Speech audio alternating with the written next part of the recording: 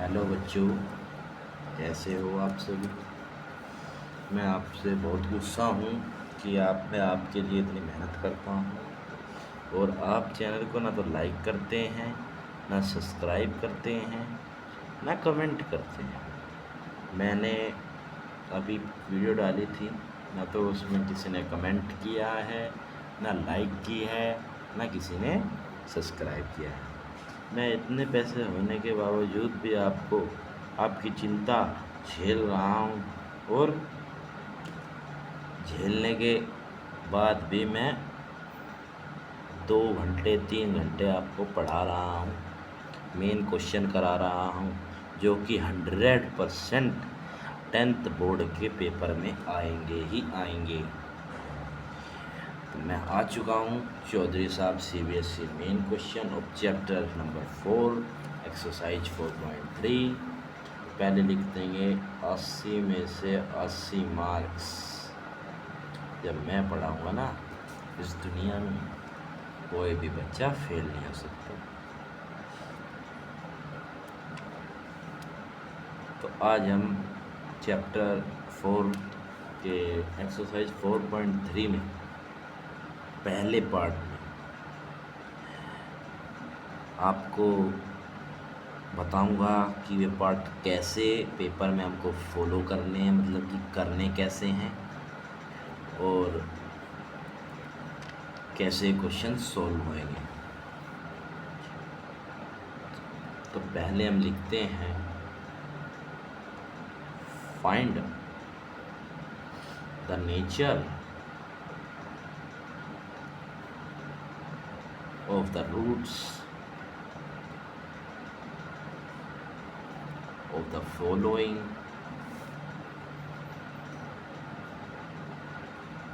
quadratic equation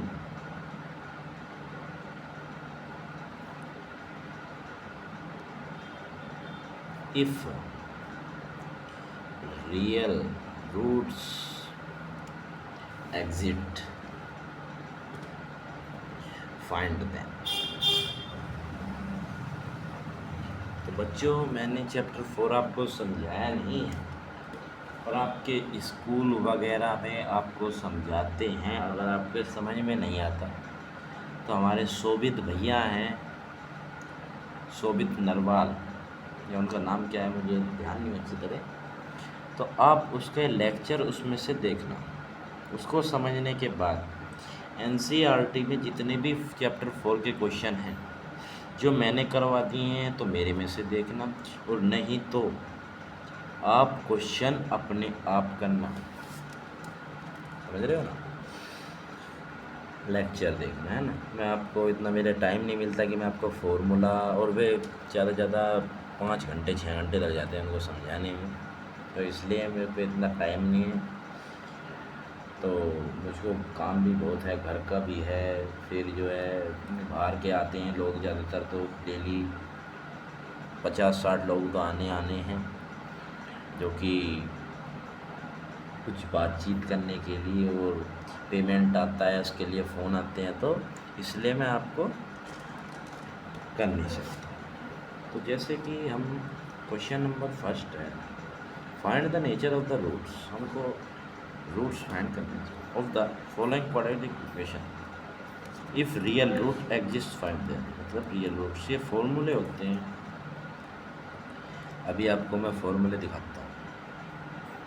देखिए बच्चों, मैं समझा रहा हूँ, मैंने फॉर्मूले बताए थे पहले लेक्चर में।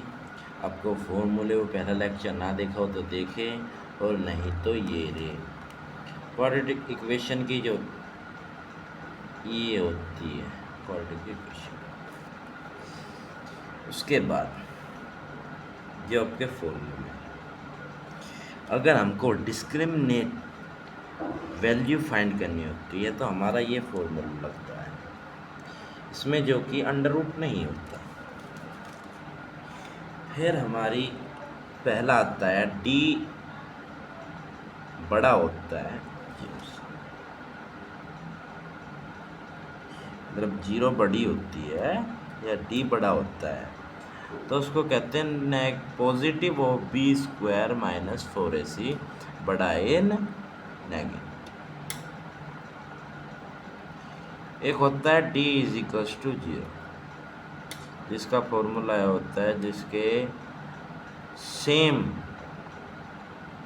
जिसके रूट सेम होते हैं, वो होता है डी इज इक्वल्स टू 0, जो कि बराबर आता है। एक होता है डी से जो बड़ा होता है जी 0, उसको कहते हैं इमेजिनरी। क्या कहते हैं उसको? इमेजिनरी। और जो मैंने आपको पहला पढ़ाया था, उसके root and meet but different, but root and not but different, जिसके रूट अलग अलग होते हैं। तो मैं आपको दिखाता हूँ कैसे होंगे। तो जो मैंने समझाया समझ नहीं आया हो तो आप शोभित से सर्च कर लेना, शोभित चैप्टर 4 लेक्चर, तो आपका आ जाएगा। तो उसके बाद मैं मेन क्वेश्चन बता रहा हूँ। एक तो मेन क्वेश्चन है जो कि हमारा है ये 2x² - 3x + 5 = 0।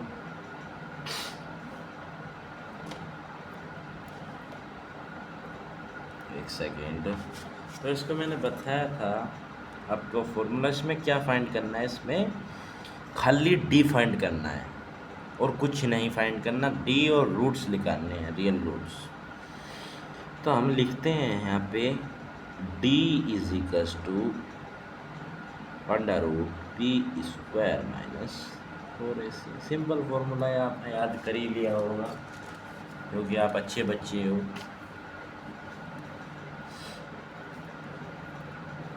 देखिए तो आगे कैसे करें। तो d लिख दो, पहले यहाँ पे लिखो a वैल्यू कौन सी है। a इज इक्वल्स टू क्या है हमारा 2, b इज इक्वल्स टू क्या है हमारा -3, c इज इक्वल्स टू क्या है हमारा 5। समझे? a भाई ये होगी, b भाई ये होगी, c और ये होगी। उसके बाद हम फॉर्मूला के अकॉर्डिंग धर देंगे वैल्यू, ज़्यादा हार्ड नहीं है, बहुत सिंपल वे हैं। तो इसके बाद में हमें ऐसे करना, तो b हमारा क्या है -3, तो √ लगा देंगे। माइनस करेंगे तो 4 हमने यहाँ पे लिखा, a हमारी ये है 2 और मल्टीप्लाई c हमारी 5 है। अब आपको पता ही है जब -3 की 3 से मल्टीप्लाई होगी स्क्वायर लग जाएगा, 3 × 3 माइनस माइनस, तो माइनस से माइनस स्क्वायर कट गया। तो क्या है हमारा 9 -4 × 2 = 8, 8 × 5 = टेबल याद कहाँ तक हुए हैं आपके? टेबल याद करो, 8 × 5 = 40। अगर टेबल याद नहीं करोगे तो कुछ नहीं। अब यहाँ से करेंगे हम, तो ये हमारा आया -30, ये 9 है ना, 31। क्या हमारा आया 31। तो मेरा क्या हुआ, ये हमारा d बड़ा हुआ, तो हमारा आया, इसको हम लिख देंगे नो रियल रूट्स एग्जिट्स, इसको कोई रियल d बड़ा।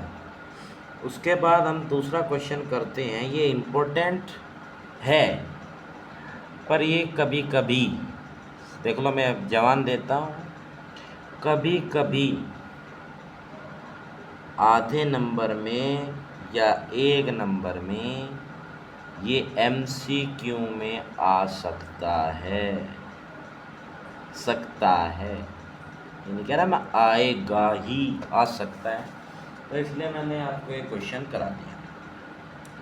अब हम अपना दूसरा सवाल करते हैं जो कि मेन इम्पोर्टेंट क्वेश्चन है। क्या हमारा मेन इम्पोर्टेंट क्वेश्चन है, ये आपके प्री बोर्ड में भी आएगा, बोर्ड में भी आएगा, सर यूटी टेस्ट होते हैं, यूटी टेस्ट में भी आएगा, और जो सिंपल टेस्ट होते हैं उसमें भी आएगा। अगर आपकी एक्सरसाइज का टेस्ट होता है तो, चाहे आपका कोई भी टीचर हो, ये आप नहीं, ये मेरा एक्सपीरियंस कहता है। उसके बाद पहले हमें इनका ए इज इक्वल टू क्या है हमारे 3, बी इज इक्वल टू क्या है हमारा, बी की वैल्यू क्या है -4√3, ठीक है। सी की वैल्यू क्या है हमारी 4। सिंपल है, ज़्यादा हार्ड नहीं करा, मेन इंपॉर्टेंट है इस पर ये कर लीजिए, ज़्यादा हार्ड तो नहीं करा मैंने। अब उसके बाद हम क्या करेंगे, अपना फॉर्मूला ज़रूर लिखना है। अगर आप फॉर्मूले नहीं लिखते हो फिजिक्स में भी मैथ में भी तो आपके नंबर नहीं मिलेंगे। आज मैं मैथ की क्लास दे रहा हूँ आपको, और कल मैं आपको SST के 3 या 4 क्वेश्चन इम्पोर्टेंट बताऊँगा जो कि आपके पेपर में 91% आ सकते हैं, तो वे आपको ज़रूर याद करने हैं। अब देखिए हम यहाँ पे लिखते हैं D is equals to √B² - 4AC। अब मेरे बताओ ये फॉर्मूला कैसे याद हो गया? मैं आपसे बार बार बोल रहा हूँ, लिख रहा हूँ, तो ये मेरा फॉर्मूला याद हो गया। आप क्वेश्चन करेंगे तो आपके भी ये फॉर्मूला याद हो जाएगा। तो D is equals to B हमारा क्या है, B हमारा ये है -4√3। अब स्क्वायर कर देंगे, या माइनस लगा देंगे, या माइनस का 4 × 3 और × 4, तो यहाँ पे हमारा क्या आ जाएगा, अंडर रूट है ये, यहाँ पे हमारा क्या आ जाएगा, यहाँ पे हमारा जाएगा 16 माइनस के, और यहाँ पे हमारा आ जाएगा क्या आ जाएगा 3 आ जाएगा। ये देखो मैंने आपको बताया था ना, 3 × 3 इक्वल्स टू 9, 9 का रूट क्या हो गया, ये हो गया खाली 3। आपने स्क्वायर याद करे होंगे तो आप ज़रूर ही सीख जाएंगे। अब यहाँ पे 3 आ गया, यहाँ माइनस आ गया, 4 3 जा 12, 12 4 जा। अब मैं आपको ये देखता हूँ कि आपको टेबल याद है या नहीं है, चलो बताओ कितना होता है भाई, टेबल याद करो जब आपको सवाल जल्दी होंगे।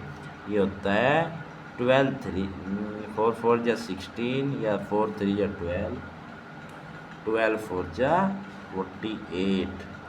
माइनस का आपको पता ही है क्यों आया है, 16 3 जा 48 माइनस 48, हमारा क्या आ गया, D इज इक्वल्स टू 0, मतलब कि 0 इज इक्वल्स टू 0। तो ये आ गए हमारे real and equal roots exists. अब आप सोच रहे होंगे कि ये सवाल यहीं ख़त्म हो गया, पर आपको अगर ये क्वेश्चन 2 नंबर में देते हैं, अगर आपको ये क्वेश्चन 2 नंबर में या 2.5 नंबर में देते हैं या 1 नंबर में देते हैं, तो इसमें आपको आधा ही मार्क्स मिलेगा, क्योंकि आपने ये कोई टीचर 1 भी दे सकता है, अगर 2 नंबर का है तो 1 भी दे सकता है। इसके आगे भी आपको सोल्व करना है। इसके आगे सोल्व कैसे करें, आप सोच रहे होंगे इसके आगे सोल्व कैसे करना है, सोच रहे होंगे 100% श्योर सोच रहे हो। इसके आगे मैं बताता हूँ सोल्व कैसे करना है। इसके आगे लगेगा फॉर्मूला, जो कि हमारा -b + -√0/2a।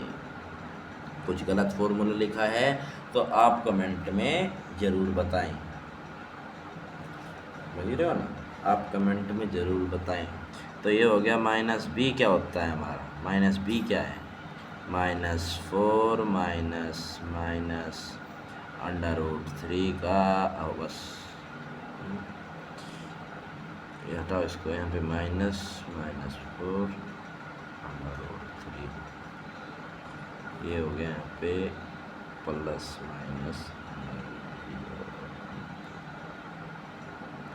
हम नेक्स्ट पेज पे करेंगे, गर्मी बहुत है तो अब नेक्स्ट पेज पे करते हैं। तो नेक्स्ट पेज पे हमारा आ जाता है ये 4 √3 + 0/2 मल्टीप्लाई ये हमारा कितना है 3।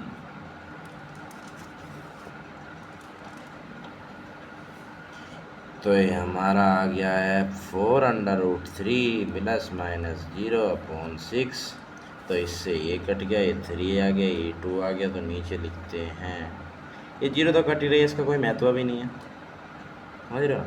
तो 4√3/3 ये आ गया हमारा आंसर। अभी इसके आगे भी हम कर भी सकते हैं या आप यहीं भी छोड़ सकते हैं, कोई दिक्कत नहीं है। आप यहाँ से 2 नंबर भी प्राप्त कर सकते हैं। कोई टीचर आपको यहाँ पे 1.5 नंबर भी प्राप्त कर देगा, पर कोई मतलब कि 1% नहीं, तो आपके यहाँ पे 2 ही नंबर मिलेंगे, समझ रहे हो ना। ऐसे ही क्वेश्चन होगा, कुछ हार्ड नहीं है भाई, कुछ हार्ड नहीं है। अब हमारा क्वेश्चन नंबर आता है 3, जो कि इतना इम्पोर्टेंट नहीं है। सब जो सोचते हैं कि जो लास्ट में जो क्वेश्चन होता है वो इम्पोर्टेंट है, बेटा वो इम्पोर्टेंट नहीं बेटा, वो थोड़ा हार्ड होता है। आसान भी देते हैं बोर्ड में, ऐसा नहीं है कि सब हार्ड देते हैं, और ठीक मतलब लेंथी भी नहीं देते हैं, अच्छे क्वेश्चन देते हैं, समझ रहे हो ना। अब ये क्वेश्चन है 3rd है, ये नो रियल रूट्स को दिया था, ये इक्वल रियल रूट्स को दिया था, और अब ये पता नहीं कौन से रियल रूट्स को। तो इसीलिए मैं आपको ये क्वेश्चन कराता हूँ। तो ए की वैल्यू हमारी 2 है, बी की वैल्यू हमारी -6 है, सी की वैल्यू हमारी 3 है। अब आप फॉर्मूला बताओ, बताओ बेटा। फॉर्मूला है हमारा D = √B² - 4AC। Under root पूरा जरूर खींचना है, फॉर्मूला जरूर लिखो, जरूर ही। उसके बाद D = कर देना है B का स्क्वायर, B हमारा -6 है, स्क्वायर कर देंगे, -4 कर देंगे, मल्टीप्लाई 2 कर देंगे और मल्टीप्लाई 3 कर देंगे। यहाँ A था तो A पे 2 मल्टीप्लाई कर दिया, यहाँ C था तो यहाँ C पे 3 मल्टीप्लाई कर दिया, ये तो आप जानते ही होंगे। अब -6 की -6 में मल्टीप्लाई करेंगे तो -6 से -6, 6 6 जा 36, सर 36 टेबल भी बेटे आपको जरूर ही याद करने हैं। 4 2 जा 8 और 8 3 जा, आवाज़ नहीं आ रही, तेज बोलो, 21। Very good. अब 21 कर लेते हैं।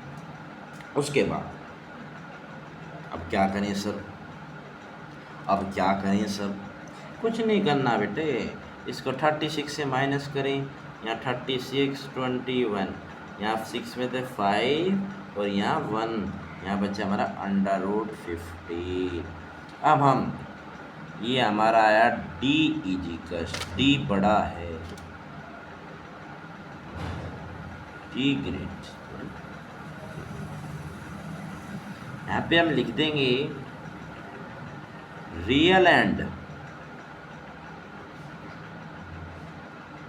नेस्टेड रूट एग्जिट,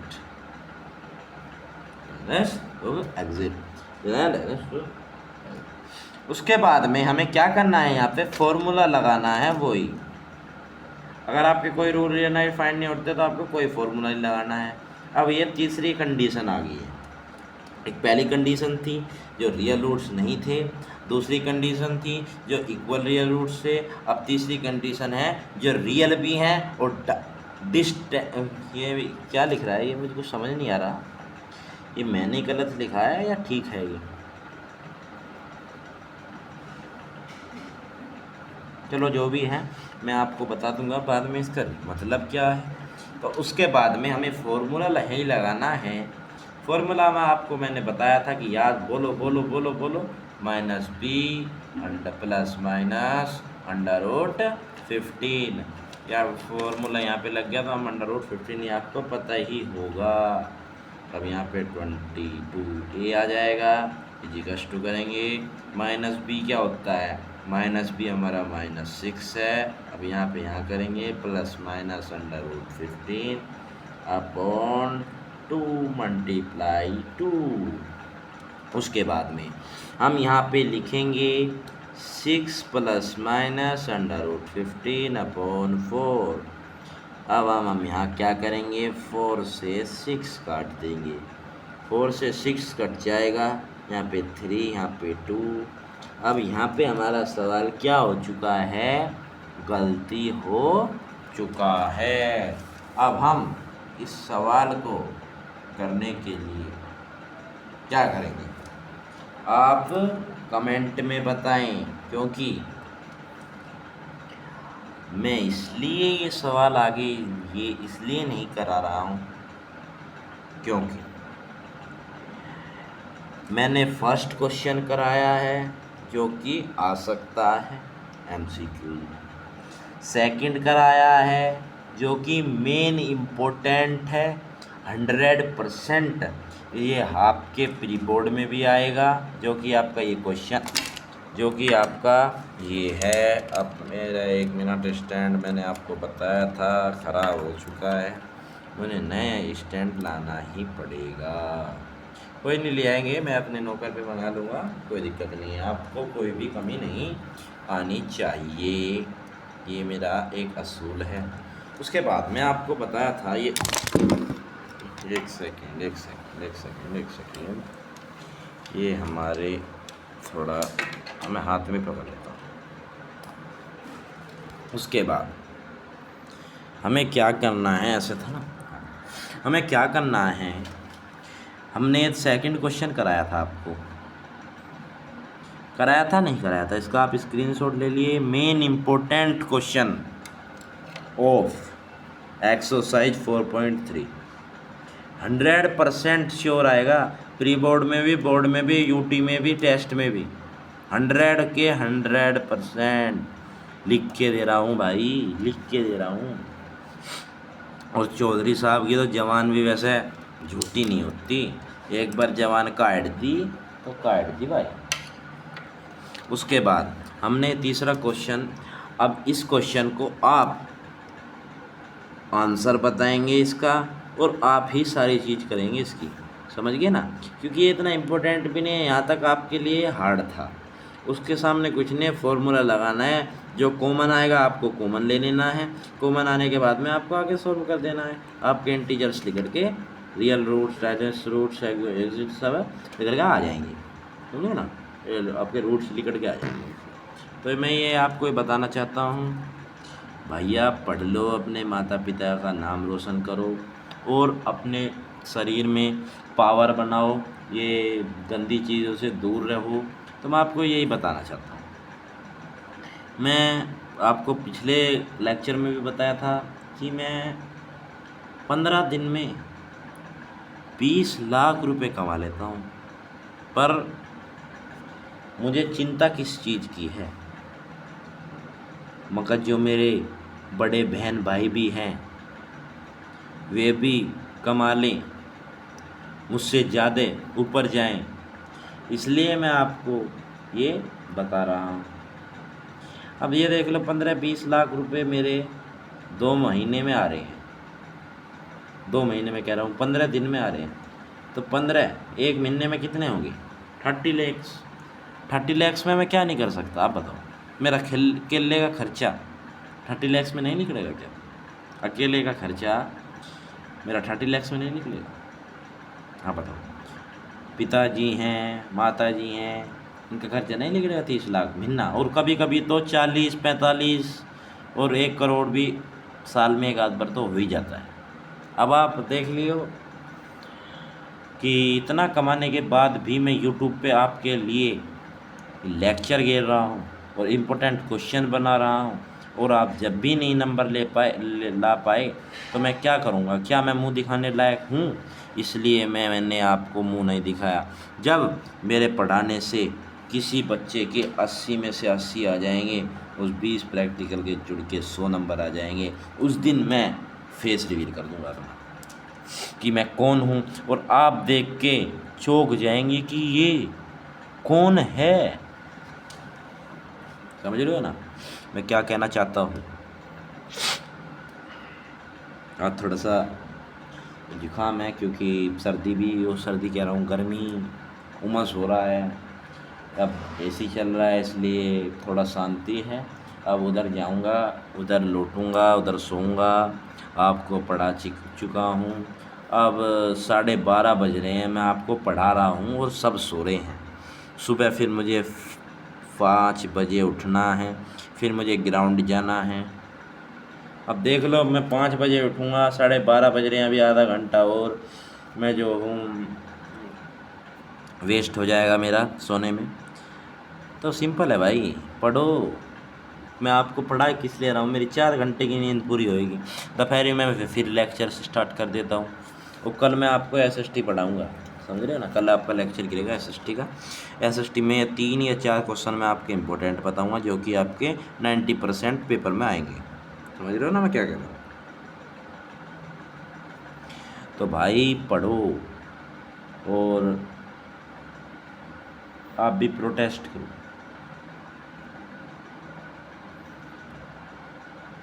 ठीक है गाइस, तो मैं आपको बच्चों यही पढ़ा रहा था, ये बता रहा हूँ आपके। मैं बताते हुए भी आपके जो नंबर नहीं आए तो